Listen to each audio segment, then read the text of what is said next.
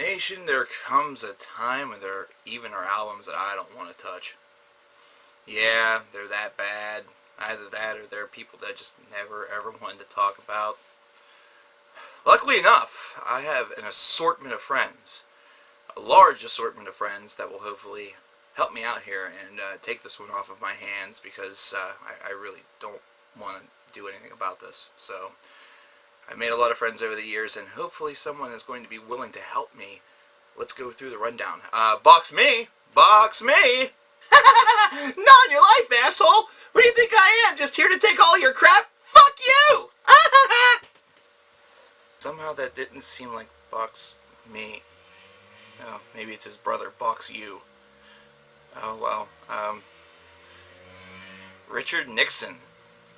Now you listen here, you little communist. There's no way in hell that I'm going to talk about this goddamn album. I don't care how long people think I've been dead. I've been alive all this time. But I didn't stay alive and stay hidden out of the public eye so I could listen to all this rubbish that you fellas like to call music these days. You know what happens whenever I listen to it? Nixon gets mad, and Nixon has to destroy things, like Cuba or Cambodia, in order for everything to become okay. So Nixon's not touching this one, you son of a bitch. You can find someone else to talk about your little crappy album. I'm out of here, asshole! Wow. Guess you really don't know your friends until you ask them to review a crappy album. Well, I know what to do. I did this once before. I was able to find it soon enough and got it on ice and got it reattached. I can do it again. I hope.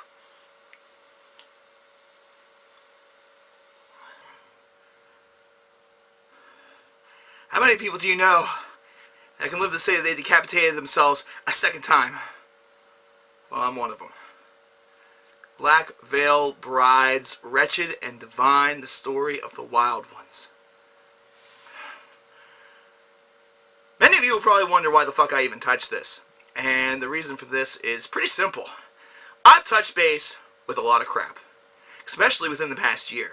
Mainly because, in order for me to really understand why something is the way it is, really in order for any of us to understand why something is the way it is, we have to explore it for ourselves and perhaps understand what the draw, what the allure, and what the big fascination is.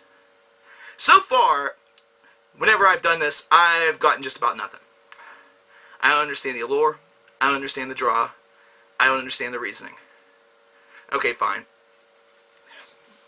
I didn't really cut off my head. There. You happy? No more props, no more bullshit. We're here to talk music.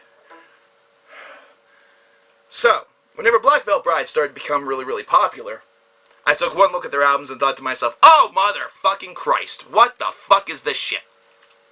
Because it looks like they're trying to revitalize the glam scene all of a sudden all over again, as if the 1980s weren't bad enough. Well, actually, the 1980s weren't really all that bad, and a lot of the bands from that time frame were not all that bad. Yeah, I'm really stalling for time because I really don't want to talk about this. So, I decided to listen to this album and tell you what I think about it, because that's what I do. That is what I do. And Black Veil Brides is a band I haven't done that with yet. I've had tons of requests for me to do so. Most people want me to be brutally honest. Most people want me to be unnecessarily brutal to the point where it's almost fake, but I'm just going to be real with you. Whenever I looked at this album and I saw that it was 19 tracks long, I immediately thought that, uh-oh, I accidentally stumbled upon some sort of, like, hip-hop album that was in the wrong place, was in the wrong location, and these guys are just wearing a bunch of face makeup and look ridiculous and emo because they want to. I mean, hell, Odd Future has 10 bajillion members, it seems like, and they do ridiculous stuff, so why couldn't these guys? Well, apparently, from what I have read, and from what I've been able to conjure up, these guys had a different style prior to right now, or it was a little bit more poised towards the little bit more of a metalcore sound, and they've kind of evolved it a little bit more into a glam rock style, a classic rock style, as people want to call it. And, well, you know what? In some droves, in some places, in some locations, I can see exactly where this is coming from. For one thing that I will say is that the guitar work on this album is actually pretty well handled, not to mention it has a lot of positive qualities to it. is some people would really want to draw the conclusion between these guys and Avenged Sevenfold, where they both have extremely talented guitar players, but it seems like they're just being, I don't know, misused or not used enough or used too much or, are just in the wrong bands. Now, I disagree with the Avenged Sevenfold idea, mainly because I think Sinister Gates is perfect for that band. That sound is really the definition of Avenged Sevenfold, along with M. Shadows' vocal style that he has employed ever since a couple of albums ago. However, with these guys, that argument is totally valid. This guitar player does not need to be in this band. This guitar player could be in tons of other bands and just be, he would fit right at home. He would actually enhance a lot of bands. That's the funny part about it. Instead, he is in this band that is kind of doing this faux classic glam rock that has this positive image of being yourself. Well, if you wanted to write songs about being yourself, I'm sure Lady Gaga needs another person to write Born This Way Part 2 or whatever the crap her next album is going to be called. So go over and do that.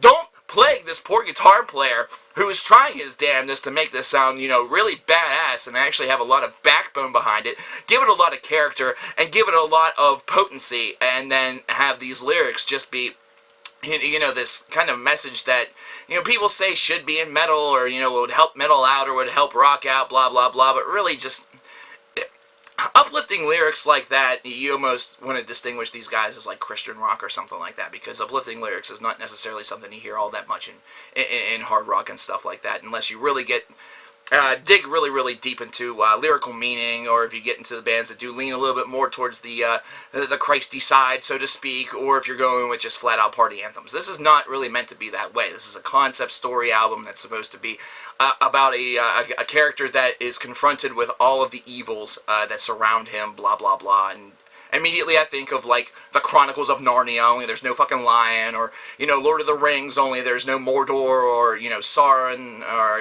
anything that's really, really cool. I'm just thinking right now, this dude just is there, and then all of a sudden, shit, there's evil everywhere. I must use my sword of godly truth and slay them all. And, of course, it happens. This album really becomes cluttered from the very get-go. The very first track, you just have this. It almost sounds like a proverbial march that just kind of dirges on for way too long until you enhance yourself and get yourself into the very second track, which, once again, like I said, this is kind of where my arguments became set in stone. This really not that much of there's nothing really all that unique about this. The lyrics are very, very, mundane. They're kind of watered down. There's nothing that's really all that creatively sound about it, Whenever you have a concept album, you don't necessarily always need to have those back-breaking, tear-jerking, eye-opening lyrics. However, these are just droll even by those standards, for telling a story. It's something like, it's almost like some of these bands have to write down to their audience, and maybe that's even a suggestion that's given to them. You have to write down to them a little bit. You can't do anything that's too eye-opening, else everybody gets confused. But this is just kind of dumbed down to the wrong nth degree. And this guitar player is just doing what he can. He really is doing what he can. And this is the perfect and fitting metaphor for this entire album. This album becomes very tiring way too quickly. 19 tracks of this would have been monotonous for most people that are subscribed to this channel and those that are going to stream in now after this. Considering it's story-based, 19 tracks is still way too long, but at least it serves a bit of a purpose. Though the fear transmissions that they have on this album, I don't know why they really are meant to be there. Usually whenever you have interludes, it's meant to kind of advance the storyline a little bit more, and I'm guessing that's what they're attempting to do with these, and it feels wrong for it. It doesn't feel like they really have much of a purpose. They just kind of linger there to kind of pass the time a little bit, or it might be something that they would use as a live, theatric. That way they're able to enhance the story and maybe change some equipment out, either that or just, envelop a new persona or this or that. This is kind of what happens sometimes whenever you decide to go above and beyond, so to speak, in your craft. And what happens whenever you decide to do something that's really, really big, where it's so big that it actually, the bigness of it, the vastness of it, the sheer weight of it just tears it all apart and just weighs it down and just does not make it good at all. I felt like falling asleep multiple times throughout this album. I've gone back to various parts of their discography, and it's been no better, although there's been a little bit more a little bit more engagement. I felt a little bit lost and out of touch with this. I think that it's just maybe not a concept that really, it's not something that's really for me, for one, but at the same time, the concept itself is extremely loose. Musically, it's something where, like I said, these guys are trying their best, and this guitar player, this poor fucking guitar player, I can lament for him all day, because he's got some serious ability. He has talent. He has a lot of great qualities to him, but he's just stuck with a band that's just going to be miserable. They're already changing their styles, 2 or 3 different times ever since their inception point, and he's just, he's trudging along. He's being a fucking trooper and everything like that, but he could be doing more. He could be doing a lot more. And he could be doing a lot better for himself. He might not be selling as many records as these guys are, because I don't understand why the fuck they're selling to begin with. But, that shouldn't be the purpose. That shouldn't be the point. The point should be that he's, his craft is actually well respected and well beloved. I don't know. This is something where a lot of you guys are going to have to fill in your input a little bit and maybe try to enlighten me a little bit, though I doubt it's going to enlighten me all that much, because I feel as though I've gotten just about as enlightened by this album as I'm going to be. This is a concept that really just trudges onward. It's really begrudging. It doesn't have very much of an effect. It's not very potent. It has limited possibility. It seems as though this storyline is just kind of going nowhere at some portions of time. At some points you feel a little bit engaged, but sometimes you feel a little distant, a little bit distressed and confused by it. You're not necessarily following along. If you're expecting Operation Mindcrime from this, folks, it is not going to happen. Ladies and gentlemen, there is absolutely no fucking way in God's green earth that this is going to be the Operation Mindcrime of the 2010s. Absolutely not. You have a better chance of finding that from probably a Justin Bieber record than you do from this one. Justin Bieber's 12 songs trying to win Selena back while smoking weed and making little girls cut themselves. That title actually sounds a little bit more alluring than this. This is just, I don't know. I could rant on and on about this whole positive idea that's, trying to stain music a little bit. It's almost being force-fed. And, I understand why some people want this done, because there's just a lot of violence and bad things happening in the world today, but, this isn't going to help. This is not something that's going to magically make all of our children, all of a sudden feel amazing about themselves. There are many, many aspects about society today that have damned that idea to begin with, that destroy that idea, and it's something that's not being enhanced in the proper locations. And you know what, I think I probably will do a video about this, because it just bothers me so much. But this is an album, and this is a band where that whole positive outrage thing, and that whole good versus evil thing, it might work with people that are sitting in a pew every so often, but it isn't working with me.